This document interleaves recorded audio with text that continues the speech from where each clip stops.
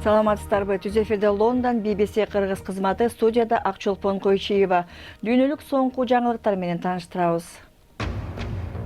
Иранда стратегиялык жайларга чабуулдар жасалганы өлкө лидерлери үчүн көйгөйгө айланууда. Ирандын өзөктүк дымагы эмне болду? Британиядагы теги пакистандык докторлар коронавируска каршы күрөштө үйрөнгөн ыкмаларын мекениндеги кесиптештерине үйрөтүүдө.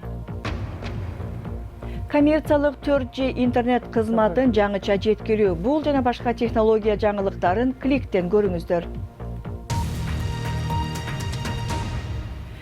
Иранда стратегиялык маанидеги жайларга бир нече чабуулдар жасалып, өлкөнүн лидерлери үчүн чоң көйгөйгө айланды. Кечээ күнү өлкөнүн атомдук программасы негизделген Натанс өзөктүк станциясында жардыруу болду. Ирандын ичи сыртындагылар жардыруулар артында Израиль турат деген пикирде. Израиль муну ырастаган жок, четке дагы каккан жок. Бул чабуулдар Ирандын өзөктүк пландарына кандай таасир кылат? Өлкө жооп кайтарабы? BBC Фарси кызматынын кабарчысы Рана Рахимпур баяндайт. 2-июль бейшембиде Ирандын Натанз аттуу негизги атомдук станциясында кырсык орун алганы тууралуу маалымат тараган. Алгач ирет Иран өкмөтү өрт чыгып кетти деп айткан. Эми болсо алар бул олуттуу зыян алып келүүнү көздөгөн чагымчыл иш-аракет болгонун айтууда. Бул соңку 3 жумада орун алган жалгыз жарылуу эмес. 26 июнда Тегерандын чет жакасында жайгашкан Хожирдеги баллистикалык ракеталар жасалган жайда күйүүчү майлар сакталган кампасында жарылуу болгон. Ошол эле күнү өлкөнүн Шираз аймагындагы электр станциясында өрт чыгып, бүтүндөй аймак электр жарыгы жок калган. 2 июлда Натанзда жарылуу болду. Андан 2 күндөн кийин Аваз аймагындагы электр станциясында жарылуу болду. Көптөр Натан станциясына жасалган чабуулду Ирандын эзелтен келаткан душманы Израилден көрүүдө. Бирок Израилдин министри Иранда орун алган нерселердин бардыгына эле Израиль күнөөлүү эмес деп жооп кайтарды. Ирандын олуттуу өзөктүк программасы жана өлкө боюнча бир нече станциясы бар. Ирандын жүрөгү катары саналган Исфахандын түндүгүндөгү Натан станциясы эң негизгиси. Бул Ирандын уран чыгарган эң ири жайы. Өткөн жылы АКШнын санкцияларына жооп кылып, Иран кошумча центрифугаларды алып келип, бул заводдун ишин 2 эсе жогорулаткан. 2 июлда орун алган чабуулга чейин тартылган сүрөттөр. Ошол кошумча центрифугалар бул чоң имаратка коюлган деген ой бар. Ал эми бул сүрөттө станциянын чабуулдан кийинки абалын көрүү мүмкүн. Имарат катуу жабыркаган. Жай оңдолуп бүтмөйүнчө атомдук программаны токтотуп туруу керек болот деп пикирин айтты эксперттер. Буга ким жооптуу экени табылса, мисалы Израиль жооптуу тарап болуп чыкса, анда Иран жакын арада өч алуу иретинде жооп кайтарууга даяр. АКШ Иранды өзөктүк куралын чыгаруусун токтотуу аракетинде таккан санкциялар ирандыктарды кыйнап койду. Эми болсо өлкөнүн негизги өзөктүк станциясына доо кетирилди. Мен Америка Кошмо Штаттарынын президенти болуп турган кезимде Иранга өзөктүк куралын жасоого уруксат берилбейт. Иран Дональд Трамп менен сүйлөшүүдөн такыр баш тартты. Андыктан ноябрь айында орун алчу президенттик шайлоо алар үчүн өзгөчө мааниге ээ. Бул чабуулдар чөлкөмдөгү ансыз да курчуп бараткан мамилелерди ого бетер чыңалтып жатат. Ирандын жогорку лидеринин мындан аркы кадамына бардыгы көз салып жатат. Иранда стратегиялык жайларга чабуулдар жасалганы тууралуу жана башка орчундуу жаңылыктарды уюлдук телефон аркылуу интернет сайтыбыздан окуңуздар. Дарегибиз bbc.com /кыргыз. Соңку 24 саат ичинде Кыргызстан боюнча 511 адам коронавирус жуктуруп алганы тастыкталды. Кечэтен бери эле вирустан 6 киши, пневмониядан болсо 40 бейтап каза тапканын Саламаттыкты сактоо министрлиги билдирди.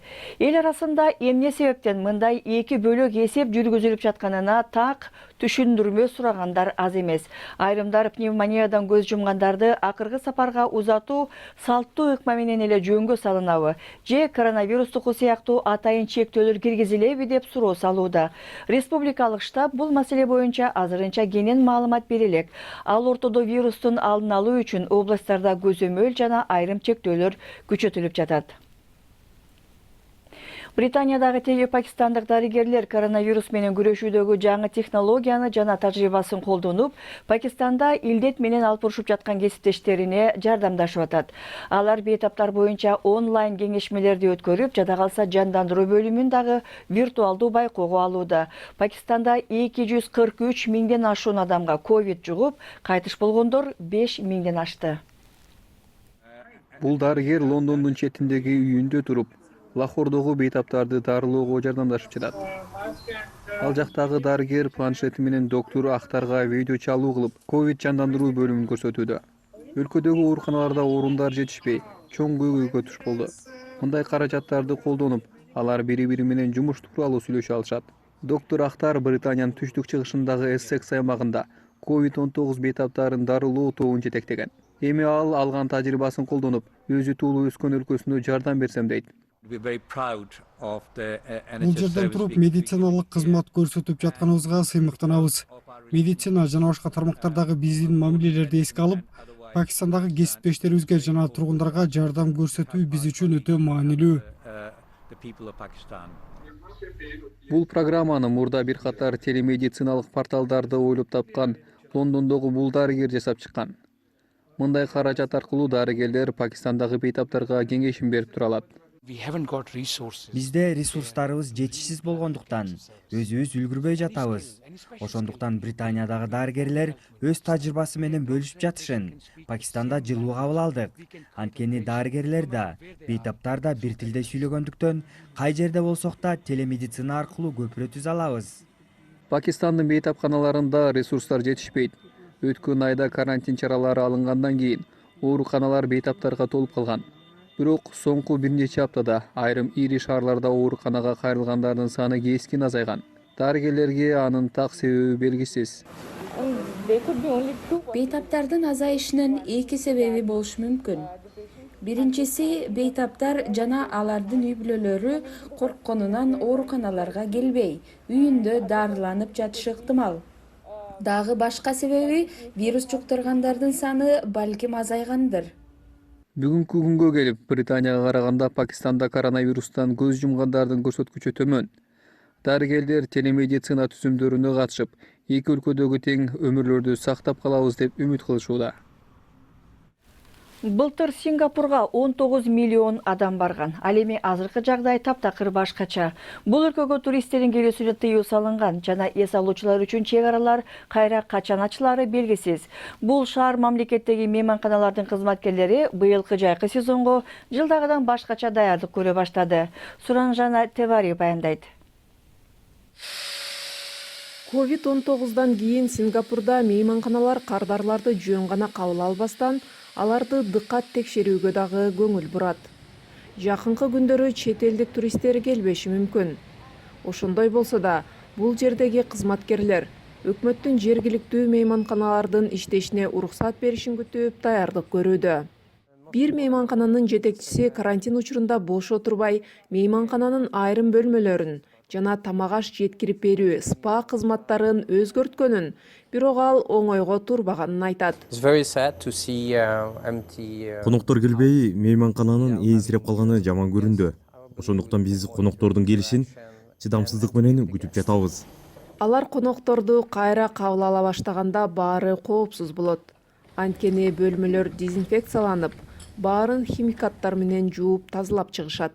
Залдарда социалдык аралык сакталып, бассейндер жана машыгуу залдары тынбай текшерилип турат.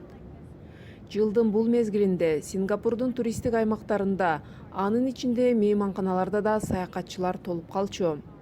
Менин артымдагы имараттардын көпчүлүгү мейманкана. Чоңураак отелдер өкмөттүн көмөгү менен бизнестерин өзгөртүп, пандемия кризисинен чыга алат. Бирок чакан бизнестер үчүн андай мүмкүнчүлүктөр жок. Виджи Жагадиш 15 жылдан бери шаардын ортосундагы 200 орундуу конок үйүн иштетип келет. Бирок учурда аланы биротоло жабууну чечти. Адам келбесе конок үйүн иштете албайбыз да. Кызматкерлердин маянасын төлөй албайм. Аларды тамак аш менен камсыз кылуу, коммуналдык кызматтарды төлөө жагы дагы бар. Жакын арада башка аймактардан саякатчылар келбесе, бул жердеги конок үйүнүн ээлери сыяктуу дүйнө жүзүндөгү башка бизнестердин дагы келечеги туңгуюкта. BBC кыргыз кызматынын берүүсүн көрүп жатасыздар. Жаңылыктар менен тааныштырууну улантабыз. Түркиянын соту Стамбулдагы тарыхый Ая София эч качан музейге айландырылбашы керек болчу деген тыянак чыгарды. Эми бул чечимден улам өлкөнүн исламдык бийлиги үчүн Ая Софияны мечитке айландырууга жол ачылды. Башында бул имарат христиандык чиркөө катары курулган. Орусиянын православ чиркөөсү бул чечим өкүнүчтүү деп билдирди.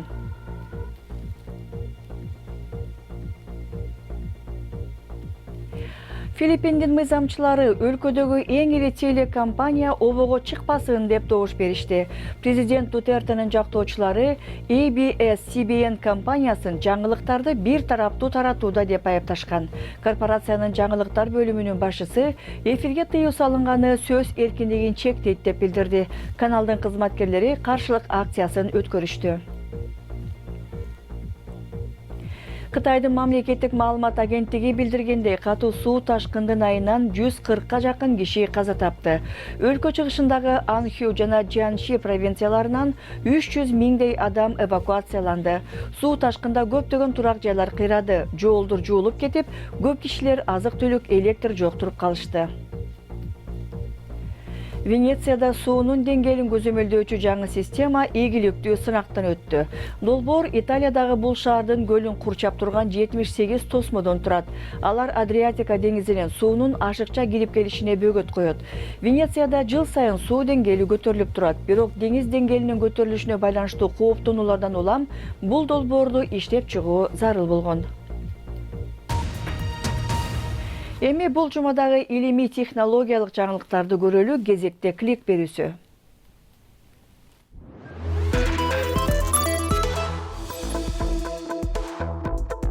Ушул аптада Google компаниясына тиешелүү Loon аттуу компаниясы Кенияда учуучу шар аркылуу 4G интернет кызматын тарата баштады.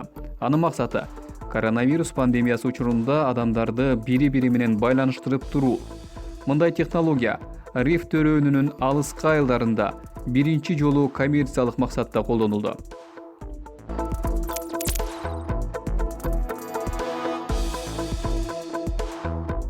Түштүк Кореяда социалдык аралыкты сактоого чакыруу үчүн жанып күйүп туруучу дрондор колдонулду.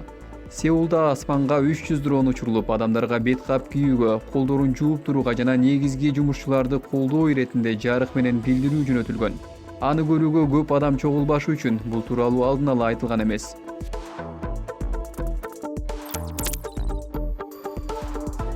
Буга чейин сиз эч качан көрбөгөн колдоочулар тууралуу көрсөтөлү. Коронавирус чектөөлөрүнөн улам стадионго көрөрмандар киргизилбейт. Ошол себептен Жапониялык баскетбол командасы оюн талаасына бийчи роботторду киргизүүнү туура тапкан. Анткени алар оюн башталганга чейин 20дан ашуун бий көрсөтө алышкан. Мындай жол менен робот бийчилер жеңүүчү команданын оюнчуларын шыктандырып тура алат.